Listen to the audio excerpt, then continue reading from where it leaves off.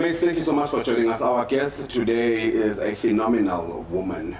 Now, if you know abantu that go through so much and they end up being victorious over the situations, this lady is the personification of that. There was a lady who wrote a book, I think it was Sarah.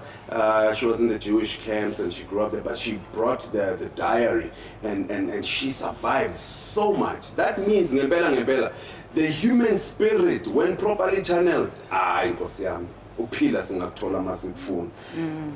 Soso, thank you so much for joining us. Thank you for having me with Nimrod. So, Insta. Yes. Thanks to social network, we can connect Absolutely. easily. Yes. I remember the first time we thought we were going to have the interview, there was a death in your family. Yeah, my granny passed Yes. on, and she raised me, so I was so close to her. Yeah? So she left the space. I miss her. Many people barizon kibo gogo, bakola bat ki mama. Yes, Nelly Mewaka. Yeah, and my mother, my real mother, sometimes so jealous. Yeah, yeah. Yeah. But from those two women, what have you learned that has made you now? My granny was so strong. She raised us, not only me and my cousin. And then I remember Nerisna and Tatamuhulu, grandfather, because he passed on earlier in the 80s. Okay. Yeah, so Yes. yeah, really product but yeah, look at us now. Of course. Wow. Yeah. And you pursued what? I'm a mother now. I'm a sister to many. I'm a breast cancer survivor, and I'm a co-author of the book called Sisters Triumph. Yes. So, Maukula, the professional Yenzama, is that what you wanted? You know what? I went to school and studied teaching. I did not practice it because truly I wanted to do music, and my mother said, no ways, music. Mama. Yes. So yeah. But I still want to do music. Yeah. But I believe we all can sing, so maybe I'm not so good, but I think I'm better than the other people out there in the industry. What type of music? I will say for now, because I want old age, gospel will do. Yeah. And what type of home do you come from? I'm from a Christian family.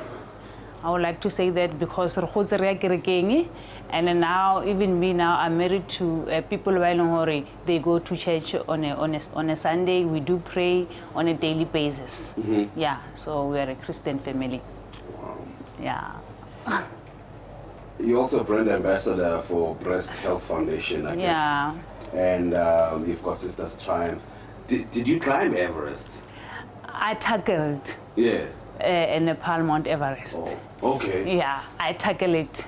I could not reach Everest Base Camp because of altitude sickness. That's why I could not do that. And the project was for Breast Health Foundation. The aim was to increase funds for them so that they can continue with the mission, educating and increasing breast cancer awareness to all South Africans. But I'm proud of my fellow super survivors. Also Henrietta and Refilo, they made it to the base camp. So I'm proud of them for lifting up the pink flag high, because you know we are pink. Yeah. That's why I can only pink. Oh, okay. So this camp, is it pre the summit? It's pre the summit, yes. Okay. It's not the summit. Yes. Yeah, it is not the summit. Because people were saying, are you crazy guys? You are cancer survivors and you go into climb. I said, we said to them, no, it's not a summit, it's a base camp. Yes. What sort of preparations though, generally? We have to train, and then I went to my oncologist to check if I'm fit enough to tackle the mountain. And they said, no ways, you're okay, you're all right. There's still life after cancer. So you cannot just sit and wait for that, because really, I would Nimrod, we don't know when and how we're going to die again. So you cannot just sit and wait for Modimo Rise and Tota High. So that's why we tackle it. And it was for a good cause. And even Regamo was a guy in the Bible that said, Lord, please, Ustanka now. And then the Lord granted him and added a few years. And there's nothing wrong There's nothing wrong with that. Yeah. You know what I'm saying? Like, don't take me now. Okay. All right, but let's get to the day to the day you found out that you've got cancer? Oh, I remember very well. It was the 1st of August, 2012. But you know what? My story is different, Abu Nimrod, because I had lumps when I was 15 years old. And then in 1990... Sorry, my love. What do you mean lumps? Lumps, I don't know, we beat Zulu. Oh, okay. All right. Yeah. Oh, okay. It's like a bolognana. Like they say, a woman must always check. Yes. Okay. So now I knew that I had lumps, both breasts, when I was 15 years old, and they were removed in 1994, because the doctor advised us that we should remove them. Though they were not cancerous, but they advised us, no, just remove them.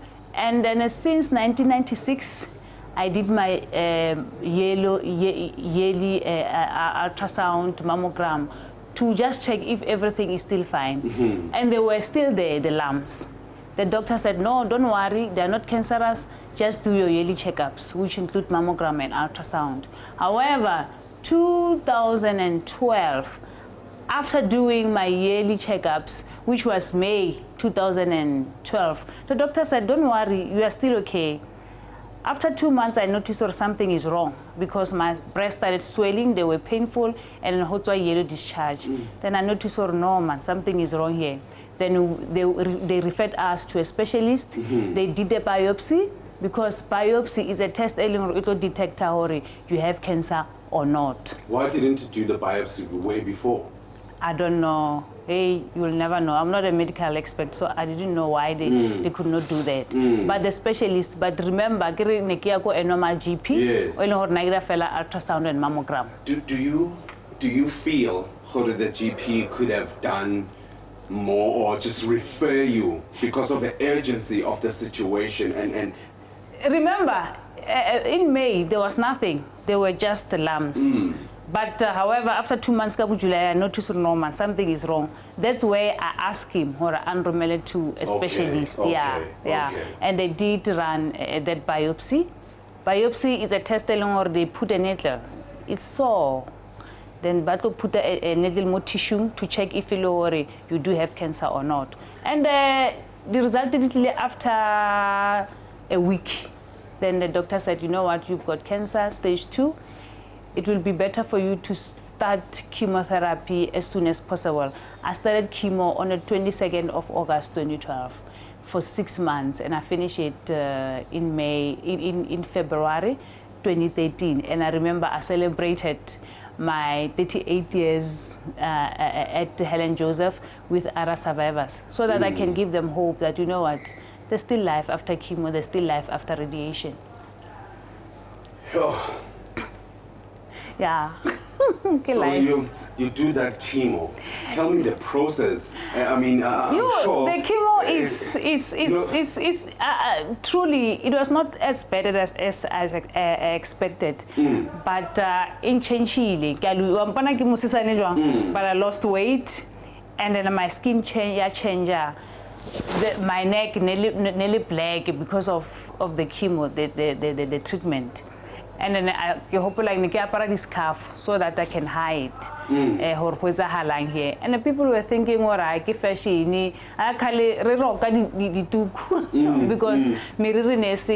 I remember my first chemo, I said to my daughter, you know what, because I don't want to go to the trauma. So cut it. I want to want that trauma. Yeah. I mean, you have had your hair, right? You grow up with your hair. You decide when to cut it, when to blow it, what to do with it. But with chemo, you know what? So I just said to myself, first chemo, please cut my hair. And then I did not have my hair for almost a year. So because because of chemo. Obviously, side effect of chemo, the hot flashes. Yeah.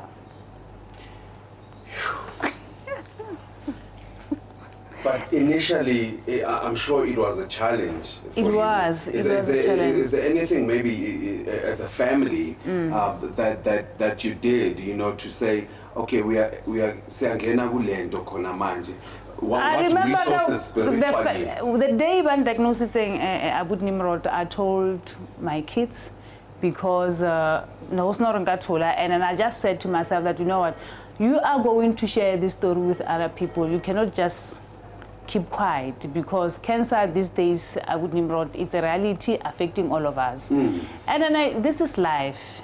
I've realized already nothing is guaranteed in this life.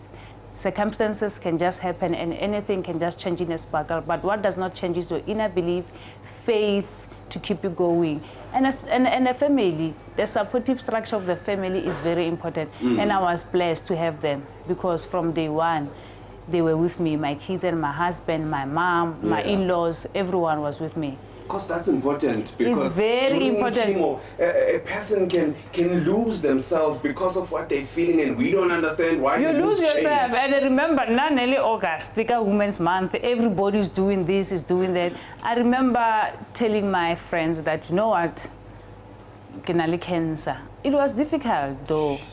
So yeah, but it's very important to have those friends around you, because they will always check you. You know, hormonal cancer, you need people. Other people, they're saying you don't need them, but for me, I need them. And then I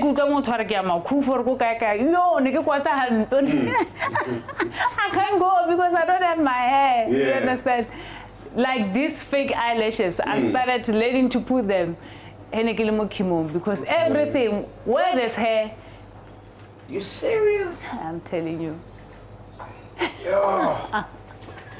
I also, so really. What, didn't you have fears? Because I remember Angelina Jolie, I don't know what the term is, if you may help me with it, if it's about where she removed her breasts. You know what? I'm happy that I found Dr. Carol Ben.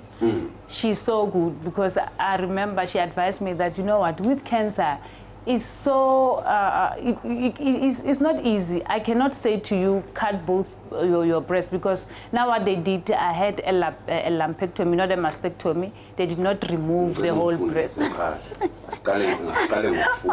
mastectomy is where they cut the whole breast. That is mastectomy. Lumpectomy is where they remove the affected area. Okay. So I had that lumpectomy and they did a breast reconstruction.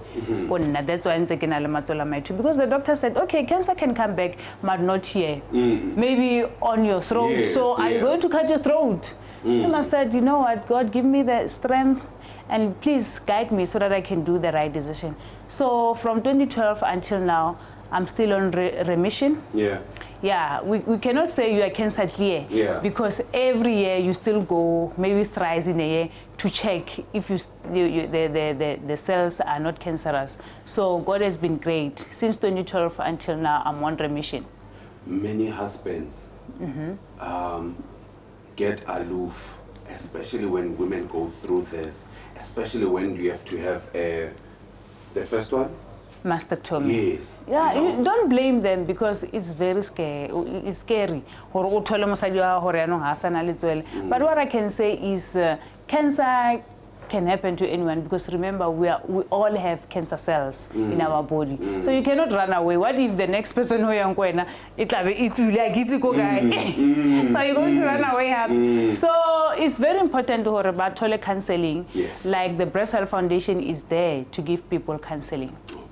So we're talking about a very, very important topic in Dabaya cancer. We'll just break down and also try and demystify some things about cancer and what you can do as a family as well. Stay with us.